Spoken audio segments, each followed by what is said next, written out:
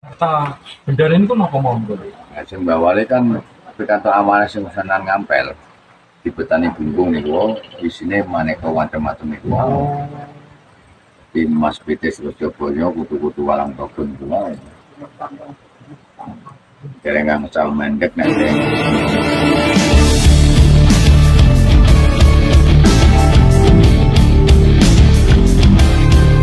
Salam budaya.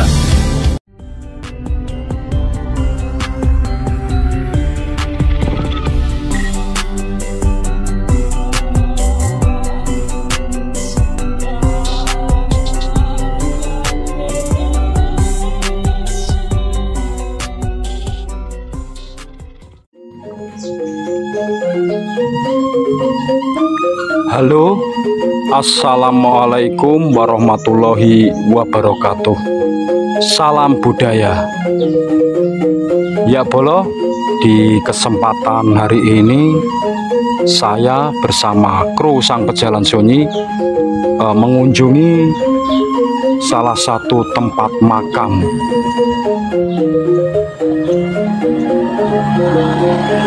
Dan makam yang saya kunjungi ini yang terkenal, beliau juga seorang waliullah, penyebar agama Islam.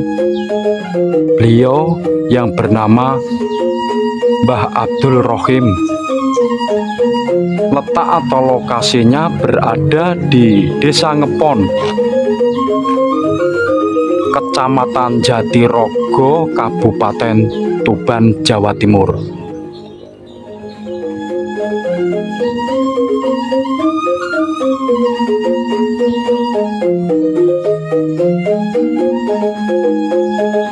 Dan geografi makam waliullah ini, letaknya itu berada di atas perbukitan ya bolo.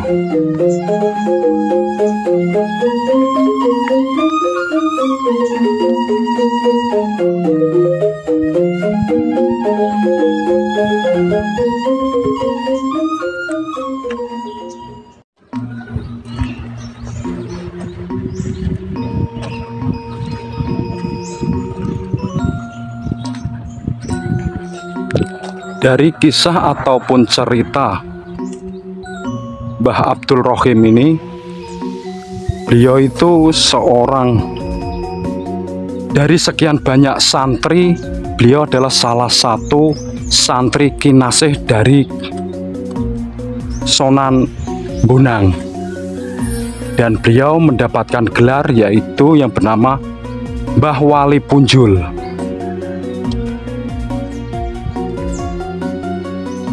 Jadi sebelum kita masuk ke tempat makam beliau yaitu Mbah Wali Punjul, kita harus masuk melewati tangga seperti ini, sebab lokasinya itu di atas perbukitan.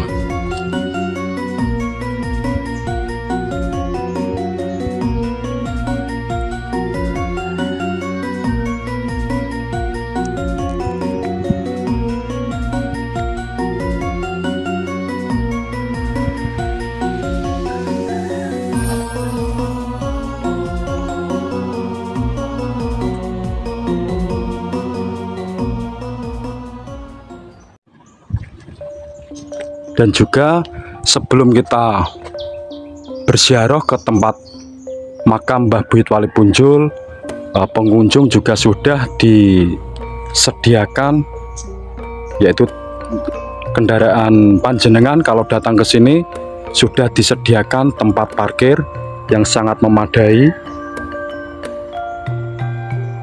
Itu adalah kendaraan kru Sang Pejalan Sunyi.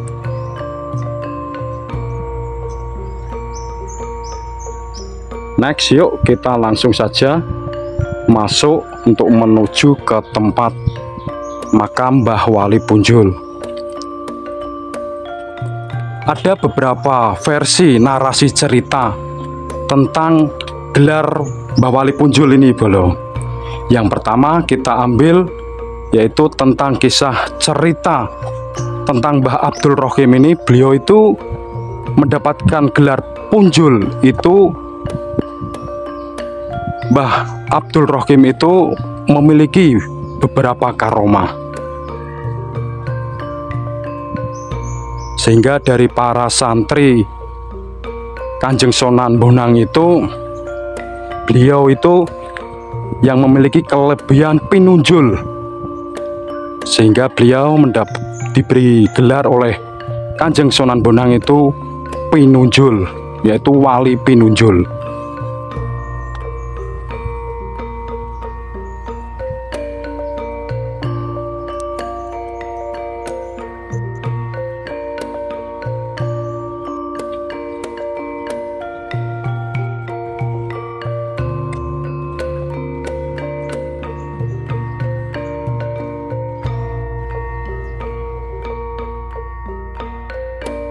Kita masuk, kita bisa melihat tembok sekeliling makam Mbah Wali Punjul.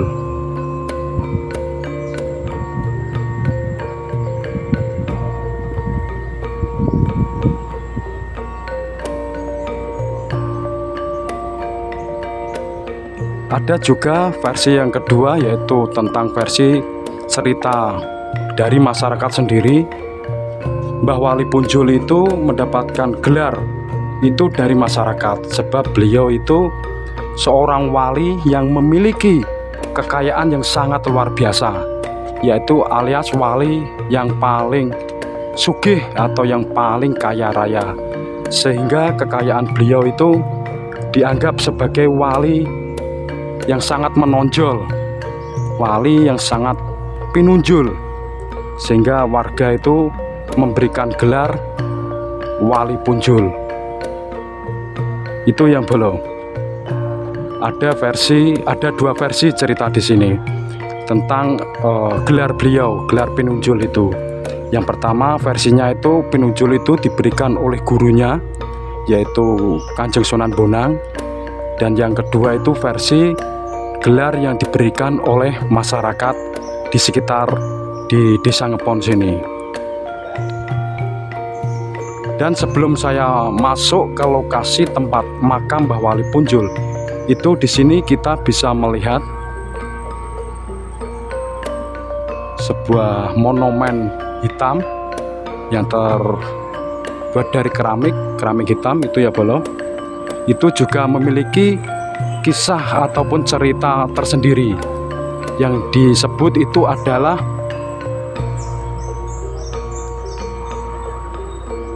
papringan. Jadi kotak hitam yang di depan kamera ini itu yang disebut papringan.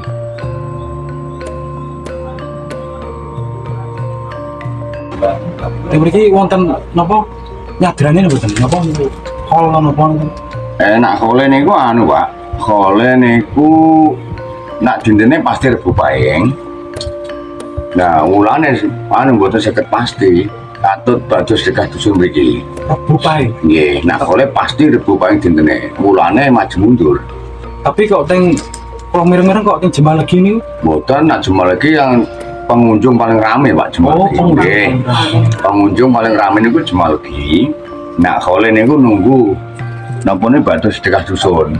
Jadi bados sedekah dusun mriki niku kan minggu pon. Nah, wonten kadang-kadang wonten bulan Selo. Nah, wingi tahun winane pun kula wengi bulan Suro tanggal 24 adalah program sedekah dusun yang maju teng Selo. Njare maju teng besar. Ngoten jenenge pasti Rebo Pahing. Ya mak wulane niku mboten pasti. Kadang teng besar, kadang teng Suro. Catatane Mbah Miono nggih mboten niku kan wonten tau bertanda tangan Mbah Miono tanggal pinten niku. Lah nek kula mamange niku dereng matur. Salingan